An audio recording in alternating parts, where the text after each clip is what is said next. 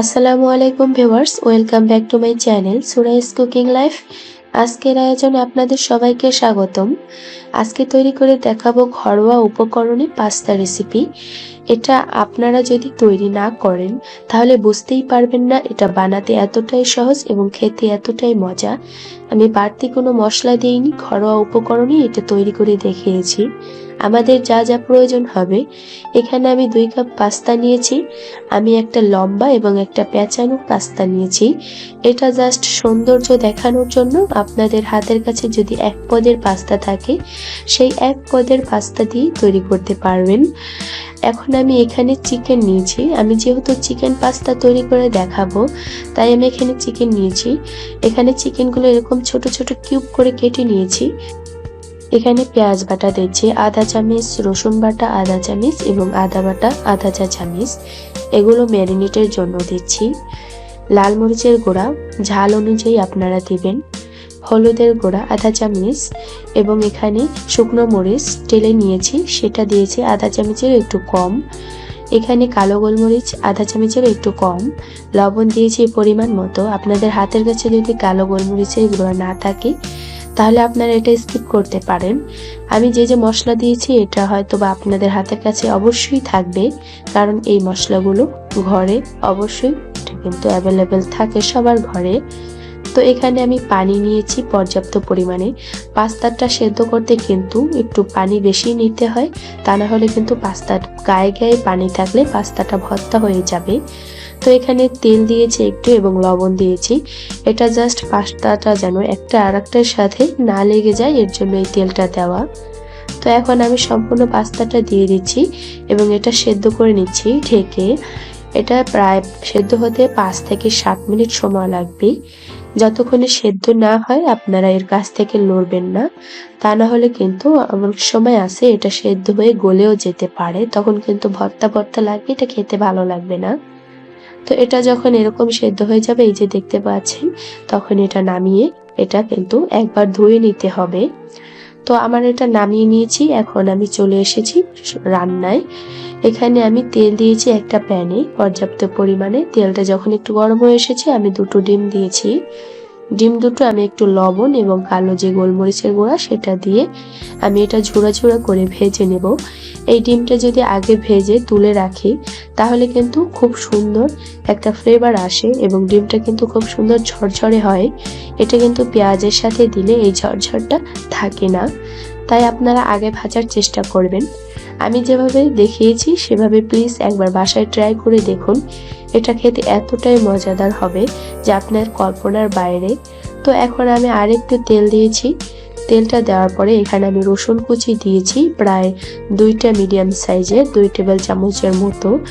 এই পাস্তা রেসিপিতে একটু রসুন কুচি বেশি দিতে হয়, তাহলে কিন্তু খেতে মজাদার হয়।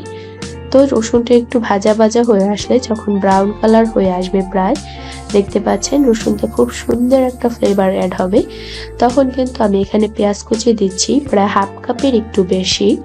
তো পেঁয়াজগুলো আমি ভালো করে ভেজে নিচ্ছি। একটু পেঁয়াজ কুচি বেশি দেওয়ার চেষ্টা করবেন, তাহলে কিন্তু খেতে খুবই মজাদার হয়। অল্প মশলায় এত মজাদার পাস্তা খুব অসাধারণ লাগে খেতে।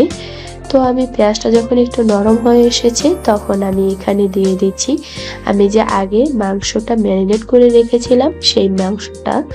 তো দেখতে পাচ্ছেন মাংসের ভেতরে পর্যন্ত কিন্তু মশলাগুলো ঢুকেছে, কারণ আমি মাংসটা প্রায় 30 মিনিটের মতো ম্যারিনেট করেছিলাম। তো এখন আমি এটা ভালো করে ভেজে নেব। এই যে পেঁয়াজ, সেই পেঁয়াজের ভেতরে কিছুক্ষণ ভেজে নেওয়ার পরে এখানে আমি সয়া সস দিয়ে দিচ্ছি 1 টেবিল চামচ। আপনাদের হাতের কাছে সয়া সস না থাকলে এটা স্কিপ করতে পারেন, এটা একেবারেই অপশনাল। আমার কাছে ছিল তাই আমি দিয়েছি। তো সয়া সসটা দিয়ে কিছুক্ষণ নেড়েচেড়ে ভেজে নিচ্ছি। এটা কিন্তু ভাজতে রান্না করতে একটু সময় লাগবে না, যেহেতু আমরা এটা আগেই ম্যারিনেট করে রেখেছিলাম অনেকক্ষণ যাবত। তো এখানে আমি পানি দিয়ে দিচ্ছি কিছুটা পরিমাণে সেদ্ধ হওয়ার জন্য। পানিটা দিয়ে নাড়াচাড়া দিয়ে এটা আমি এখন ঢাকা দিয়ে রেখে দেব প্রায় 5 থেকে 7 মিনিটের মতো। এর ভিতরেই কিন্তু এটা সেদ্ধ হয়ে যাবে। দেখতে পাচ্ছেন আমার কিন্তু এটা রান্না হয়ে গেছে।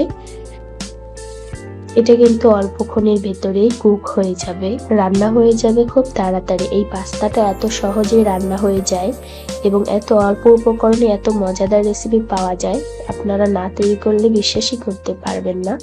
প্লিজ বাসায় একবার ট্রাই করে দেখুন। তো আগে থেকে যে আমি ডিমটা ভেজে তুলে রেখেছিলাম সেটা এখন দিয়ে দিচ্ছি, কারণ এখন না দিলে কিন্তু ডিমের ভেতরে মশলাটা ঢুকবে না। এখন পাস্তার ভেতরে যে একটা মশলা থাকে সেই মশলার প্যাকেটটা দিয়ে দিচ্ছি। এই প্যাকেটটা এই মুহূর্তেই দিতে হবে, খুব সুন্দর একটা ফ্লেভার অ্যাড হবে এবং ঘ্রাণ আসবে, খুব সুন্দর দেখতে পাবেন। দেওয়ার সাথে সাথে এখানে মিডিয়াম সাইজের দুটো কাঁচামরিচ এবং একটু চিলি ফ্লেক্স দিয়ে দিচ্ছি। আমি ঝাল পছন্দ করি তাই একটু ঝাল দিচ্ছি। আপনারা যদি বাচ্চাদের জন্য তৈরি করেন তাহলে কিন্তু ঝালের পরিমাণটা কমিয়ে দেবেন। এখানে আমি পাস্তা দিয়ে দিচ্ছি, আমি যে আগে সেদ্ধ করে রেখেছিলাম সেই পাস্তাটা এখন দিয়ে দিচ্ছি। দিয়ে এখন আমি ভালো করে নেড়ে চেড়ে এটা উঠিয়ে নেব। বেশি সময় লাগবে না, অল্প কিছুক্ষণের ভিতরে এটা হয়ে যাবে। আশা করি আপনাদের কাছে ভালো লেগেছে ভিডিওটি। যদি ভালো লাগে প্লিজ আমার চ্যানেলটি সাবস্ক্রাইব করে পাশে থাকা বেল আইকনটি অন করে দিবেন। যখনই আমি ভিডিও আপলোড করব সাথে সাথে আপনাদের কাছে নোটিফিকেশন চলে যাবে। আমি সবসময়ের জন্য চেষ্টা করি সহজভাবে ঘরে থাকা উপকরণেই যেন আপনারা রেসিপিগুলো ট্রাই করতে পারেন, এরকম রেসিপি দেখানোরই সবসময় আমি চেষ্টা করি। আপনারা আমার চ্যানেলে সবসময় সহজলভ্য রেসিপি পাবেন। আশা করি আপনাদের কাছে এটা ভালো লাগবে। আপনারা আমাকে ভালোবাসা দিলে আমি অনেক দূর এগিয়ে যেতে পারবো। প্লিজ আমাকে সাপোর্ট করবেন। আর আপনারা কি রিলেটিভ ভিডিও চান আমাকে কমেন্টেও জানাতে পারেন, আমি আপনাদের মতামতে প্রাধান্য দেব। সবাই ভালো থাকবেন। আল্লাহ হাফেজ।